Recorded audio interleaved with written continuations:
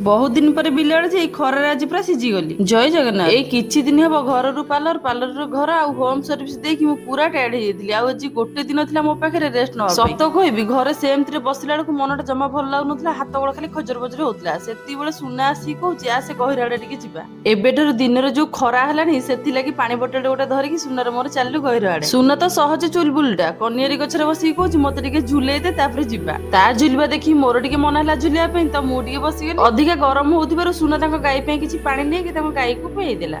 ता भितरे मु लगेइथिबा फसल गछ टिके बुली आसिली। गोटे दीटा छोट छोट लाउ हेइथिला जोटा कि कस्तिथिला मु सेटा को आनिली। देखिली कखारु गछ उडिके सुखी सुखी आसुला तो सेत्रु किछि डंकर हे बिल सारा बुली आसिली हेले विशेष परिबा किछि मिललानी। किंतु खरारे बुली बुली कि मुंडटा पूरा झामा हे जाई। जहा भी किछि परिबा पाइली ताको धरिकी घर को चलली आ बो को धरै देला परे बो कहूची एई सब परिबा पे खरारे जाईथिली। हेले बो की बुझुची जे मु मोर मानसिक शांति पे जाईथिली। मु मोर गां परिवेश रु जो सुख पाए आ कोठ भी पाए। जेउ माने गां रे रहउथिबा आ गां परिवेश को उपभोग करते सेही माने केवल जानि परिबे गां रे केते शांति।